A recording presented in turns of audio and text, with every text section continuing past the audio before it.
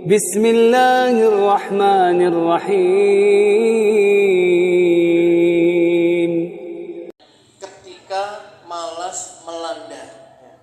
Jadi ketika kita ini malas, menuntut ilmu malas, beribadah malas, mau ngaji malas, mau zikir dan lain sebagainya malas. Bapak Ibu yang dirahmati Allah Subhanahu Wa Taala, setiap Muslim itu pasti pernah mengalami masa-masa semangat, masa-masa semangat giat, tekun, bersungguh-sungguh, baik di dalam belajar menuntut ilmu maupun di dalam beribadah, mengerjakan sholat, puasa, zikir, baca Quran. Itu ada masanya kita itu semangat sekali, tekun, rajin, bersungguh-sungguh. Tetapi kadang-kadang tiba masanya, muncul rasa malas, bosan, jenuh, aras-arasan, di dalam beramal. Bapak Ibu yang dirahmati Allah Subhanahu Wa Taala, hal ini adalah sesuatu yang wajar, wajar dalam artian karena memang iman itu tidak tetap. Iman manusia itu tidak statis, kadang naik, kadang turun. Iman itu bertambah dan berkurang. Al imanu yazidu wa yanqus. Iman itu bertambah dan berkurang. Dan Nabi kita sallallahu alaihi wasallam, beliau juga bersabda, likulli amalin sirrah wa likulli sirratin fatrah. Faman kanat fatratuhu ila sunnati faqad aflah. Wa man kanat ila ghairi dzalik faqad halaka. Kata Nabi sallallahu alaihi wasallam, setiap amal itu ada masa semangat, ada masa semangatnya, dan pada setiap masa semangat itu ada masa futur, yaitu bosan. Barang siapa yang ketika futur, ketika bosan, tidak semangat itu tetap berpegang kepada sunnahku, maka sesungguhnya ia telah beruntung. Dan barang siapa ketika futur berpegang kepada selain sunnahku, maka sesungguhnya ia telah binasa. Hadis riwayat Ahmad. Bapak Ibu yang dirahmati Allah Subhanahu Wa Taala, hadis ini dengan jelas menunjukkan bahwa manusia itu kadang-kadang semangat di dalam beramal. Saya juga merasakan begitu. Mungkin panjenengan juga, kadang-kadang semangat, semangat sholat malam, baca Quran, berzikir, mungkin puasa sunnah, pokoknya semangat. Ada masa semangat, tapi nanti ada masa-masa futur, bosan, jenuh, Itu kata Nabi begitu, Jadi manusia itu kadang-kadang semangat dalam beramal, tapi kadang-kadang muncul rasa malas atau bosan, atau yang dikenal dengan futur. Ini biasa, wajar, Tetapi kita tidak boleh berdiam diri dan pasrah begitu saja, Melainkan kita harus berusaha untuk mengatasi, melawan rasa malas tadi itu supaya tidak keterusan, tidak berlarut-larut kita itu bermalas-malasan, Karena ingat, di dunia ini adalah tempat beramal, Siapa yang bermalas-malasan, ketika beramal, nanti dia akan menyesal pada saat pembagian upah. Jadi dunia ini kan darul amal, tempat kita ini bekerja, beramal, mengabdi kepada Allah. Kalau akhirat itu adalah tempat untuk menerima balasan, darul jaza, jadi menerima balasan. Nah, di dunia ini kita beramal, Siapa yang menanam kebaikan, nanti dia akan mendapat panenan, hasilnya juga kebaikan.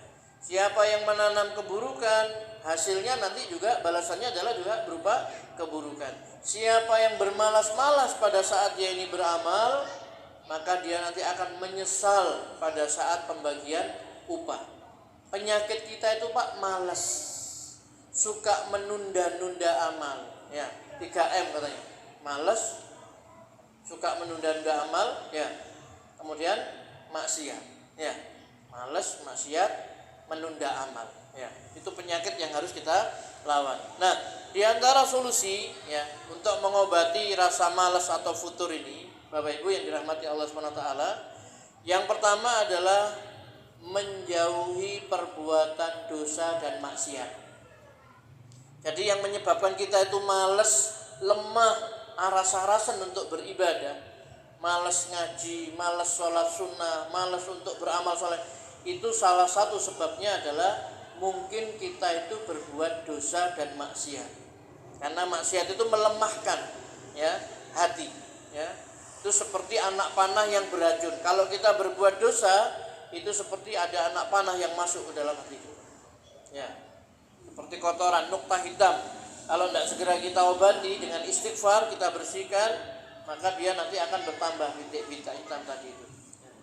Jadi nomor satu adalah supaya kita terhindar dari rasa malas untuk beramal, maka kita harus menjauhi perbuatan dosa dan maksiat, ya, supaya hati kita itu bersih sehingga kuat, ya.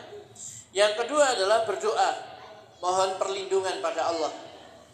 Sebagaimana Nabi Shallallahu Alaihi Wasallam juga berlindung kepada Allah dari rasa lemah dan malas.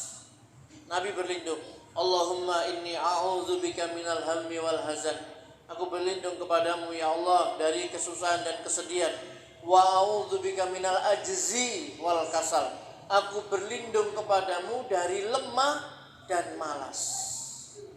Jadi Nabi sallallahu alaihi wasallam itu berlindung pada Allah dari kelemahan dan kemalasan. Wa a'udzubika minal jubni wal bukhl, ya.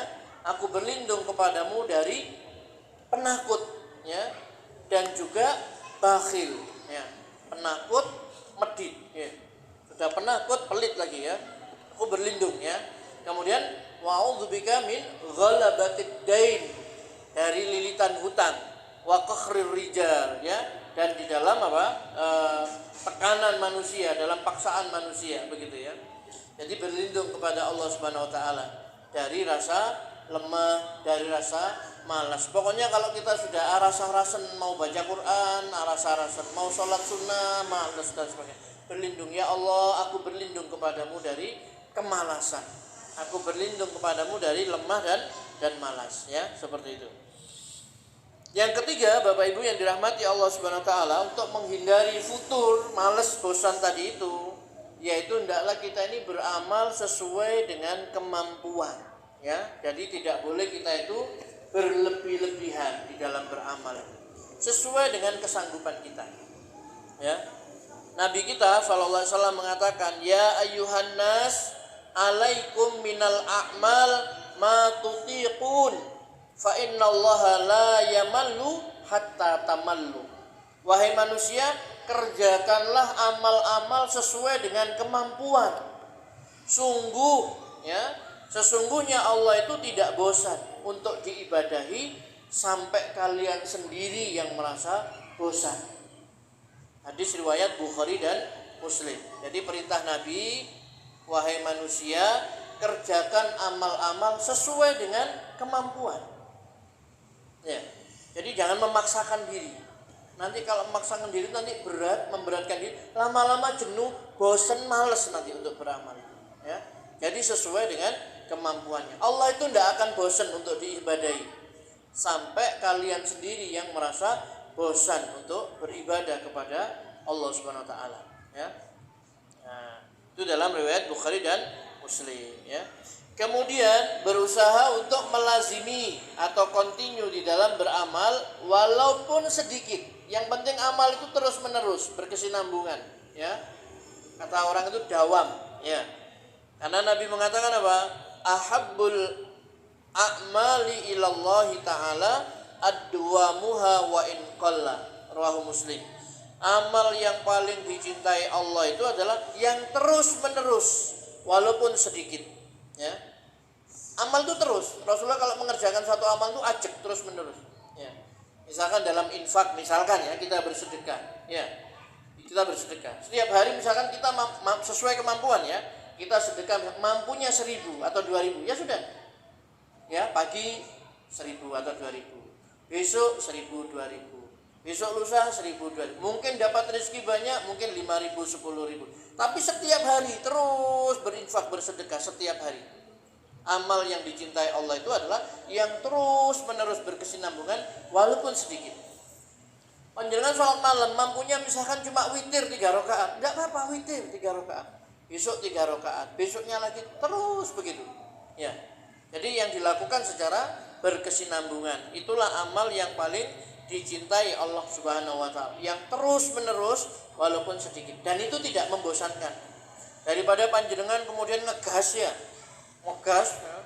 mari sholat malam mulai isya sampai subuh misalkan ya, sekali itu, setelah itu tidak pernah lagi sudah selama-lamanya. Mending malam 3 hari 3 kali witir 3 rakaat, udah selesai. Besok 3 rakaat, mampunya segitu. Yang penting dalam beribadah itu adalah kita itu nikmat, merasakan seneng, nyembah Allah itu seneng, mengabdi kepada Allah itu seneng sekali gitu. Jangan sampai ibadah itu menjadi siksaan bagi kita, payah kalau seperti itu ya. Orang beribadah itu harus merasakan kenikmatan, kelezatannya ibadah. Jangan sampai beribadah tapi kita tersiksa berat ya, akhirnya kita muntung, nggak mau sudah ya. Kemudian yang kelima adalah yaitu berteman dengan orang-orang yang soleh, dengan orang-orang yang baik ya. Supaya apa? Kalau kita lagi turun, ngedrop ibadah kita, ada yang mengingatkan, atau kita melihat teman kita semangat, akhirnya kita ikut semangat ya, seperti itu. Yang terakhir Bapak Ibu yang dirahmati Allah Subhanahu wa taala, tidak kalah pentingnya ini, supaya kita itu tidak bosan, kita harus menghibur diri kita dengan hal-hal yang mubah, yang boleh, yang tidak melanggar syariat. Jadi diri kita ini kadang-kadang perlu dimanjakan. Jangan dipaksa untuk melaksanakan beban-beban, lama-lama bosan jadi. Jadi boleh kita itu menghibur diri dengan hal-hal yang mubah, yang tidak melanggar syariat. Misalnya bermain bersama keluarga dengan anak istri ya toh. Kemudian mungkin rekreasi, rihla. Pokoknya hal-hal yang menyenangkan psikologi kita ya. Kemudian hal itu tidak dilarang oleh Allah Subhanahu wa taala. Olahraga bersama dan lain sebagainya. Termasuk juga memberikan kesempatan kepada tubuh kita itu untuk istirahat, untuk makan, minum dan lain sebagainya. Pokoknya jangan menyengsarakan diri sendiri. Prinsipnya itu ya. Ibadah sesuai kemampuan kita, yang bagus terus-menerus meskipun sedikit. Dan Allah tidak pernah merasa bosan untuk disembah sampai kita sendiri yang merasa bosan. Nah, inilah Bapak Ibu yang dirahmati Allah Subhanahu wa taala, hal-hal yang perlu kita lakukan manakala kita ini dilanda perasaan bosan